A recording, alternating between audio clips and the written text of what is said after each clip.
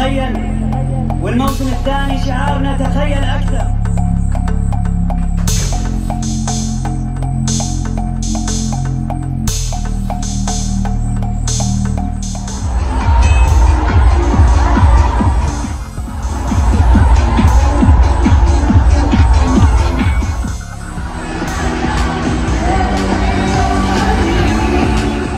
Teman-teman sekalian, Mekah sama Madinah, walaupun itu wilayah haram, tetap di zaman Nabi SAW dulu ada Abu Jahal, ada Abu Lahab, gitu kan?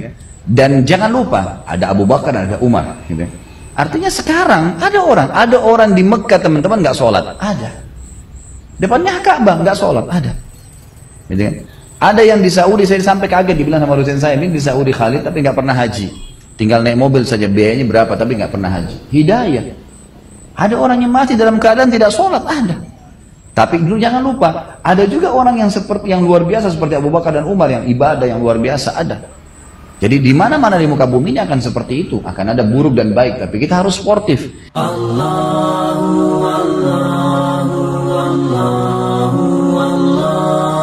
Anda perlu tahu, Mekah sama Madinah adalah wilayah pusatnya Islam. Wilayah pusat Islam. Ada Nabi SAW lahir di Mekah, meninggal di Madinah, dua kota besar nih. Gitu.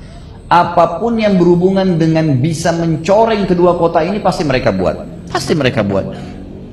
Ada satu TKW diperkosa di Saudi, ribut semuanya. Ini begini, orang Arab begini, orang Arab, muncul fanatisme dan rasisme, teman-teman. Saya bukan membela mereka, bukan. Tapi di Indonesia ada nggak pembantu yang diperkosa? Banyak. Berapa banyak orang kita yang berangkat ke Jepang, ke Korea, kemana-mana sekarang negara non-muslim. Saya sampai diundang ke negara Hong Kong beberapa waktu yang lalu untuk ceramah. Dan itu yang saya temukan data TKW kita di sana 100.000 orang. Bukan jumlah yang sedikit. Kerja dengan orang non-muslim. Akhirnya banyak yang meninggalkan sholat, mereka tidak bisa ibadah, ada yang membersihkan patung, ada yang macam-macam. Ada bahkan yang dijadikan sebagai simpanan oleh orang-orang non-muslim ini. Akhirnya terjadi bukan cuma sekedar perzinahan, tapi ini berbahaya, gitu kan? Karena sudah orang muslim nikah saja tidak boleh, apalagi berzina, bertambah lagi, gitu kan? Banyak. Tapi kenapa nggak disorotin tuh? Orang-orang kita yang diperkosa di mana-mana di Indonesia sendiri di mana-mana. Kenapa? Kenapa di Saudi yang disorotin? Coba buka wacana kita teman-teman sekalian, fikir dengan akal sehat. Di sana pusat agama Anda. Dan dari sekian banyak TKW dan TKI dikirim di Saudi. 1-2 orang yang bermasalah teman-teman. Antum sudah tahu berapa jumlahnya? Jumlah berapa orang kita di sana?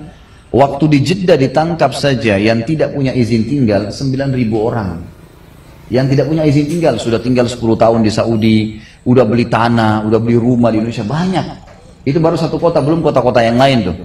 Dan banyak di antara mereka yang bekerja, yang saya tahu waktu saya masih mahasiswa, di antaranya ada seorang akhwat kita yang datang tidak mengerti bahasa Arab satu kalimat pun, tidak tahu baca Al-Quran, tidak hafal hadis Nabi SAW, bekerja dengan Dr. Sulaiman Ruhaili yang pernah dipanggil tablik akbar di Istiqlal. Itu beliau dosen saya yang saya sangat hormati, Masya Allah, salah satu ulama Madinah sekarang. Beliau ngajar di Masjid Nabawi. Adiknya itu teman dekat saya sebut nama-nama ini karena memang menjadi kesaksian. Adiknya namanya Dr. Muhammad Ruhaili, teman dekat saya, sudah kayak adik kakak dengan saya juga gitu. Sering saya waktu masih mahasiswa di Madinah diundang ke rumahnya gitu kan, sudah dianggap seperti anaknya sendiri juga oleh orang tua beliau. Maka yang terjadi adalah saya diceritakan oleh si Muhammad ini Sulaiman kakaknya punya pembantu nih Khalid, nih, orang dari Jawa Barat, tidak bisa mengaji, tidak bisa baca hadis, tidak bisa apa. Setelah 2 tahun kerja pulang pakai cadar, hafal berapa juz Al-Quran, bisa hafal berapa ratus hadis gitu kan. Pulang ke Indonesia, dia sudah punya tanah sekian luas. Bahkan waktu mau pulang, Sulaiman nih dikatakan kakaknya dia. Ini Sulaiman, Syekh Sulaiman maksudnya. Ini sampai bilang sama pembantunya, jangan kau bawa uang ini karena nanti di bandara Jakarta akan diambil. Bahasanya nih, karena seringnya banyak TKW kita pulang diambil hartanya. Ini enggak fakta depan mata. Tidak semua, tapi ada begitu. Kadang-kadang ditipu, kadang-kadang gini. Jangan kamu ambil uang ini, nanti saya datang 2 minggu lagi saya akan bawa ke rumah kamu langsung. Dipulangkan, kemudian dibawa uang tersebut. Dan itu hidup makmur. Dan ada ribuan orang kita seperti itu. Nggak pernah diangkat ceritanya. Yang sukses, yang baik, yang santun, yang dihormatin, bahkan banyak yang pergi ke Eropa tuannya mereka juga pergi. Itu terjadi. Tapi nggak pernah diangkat. Tapi kalau satu orang diperkosa, satu orang ini ribut. Teman-teman sekalian, Mekah sama Madinah, walaupun itu wilayah haram, tetap di zaman Nabi SAW dulu ada Abu Jahal, ada Abu Lahab, gitu kan? Dan jangan lupa ada Abu Bakar, ada Umar, gitu. Artinya sekarang ada orang di Mekah teman-teman nggak sholat, ada. Depannya Ka'bah nggak sholat, ada. gitu kan? Ada yang di Saudi, saya sampai kaget dibilang sama dosen saya, ini di Saudi Khalid tapi nggak pernah haji, tinggal naik mobil saja, biayanya berapa tapi nggak pernah haji. Hidayah.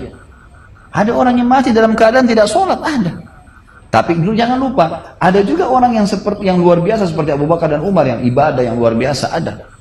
Jadi di mana-mana di muka bumi ini akan seperti itu, akan ada buruk dan baik, tapi kita harus sportif.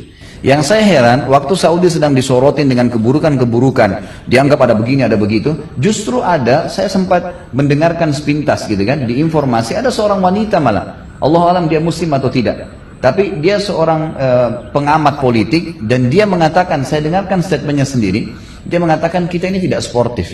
Kita selalu mengangkat 1-2 orang yang sedang tersisa di negara Arab, yang itu terjadi juga di Malaysia, terjadi juga di negara Cina, terjadi juga di negara-negara mana, tapi di sana disorotin. Sementara kita tidak mengangkat kisah-kisah sukses sebagian besar di antara mereka. Yang diangkat cuma yang buruk-buruknya saja. Bahkan teman-teman perlu tahu, waktu terjadi pengiriman TKI kita ke Saudi, itu ada, perlu ditahu, sekolah seminari terbesar di Jawa Barat tutup.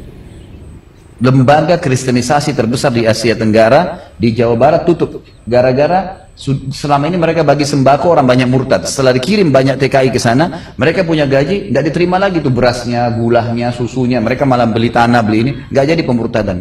Banyak orang tidak tahu tentang masalah itu.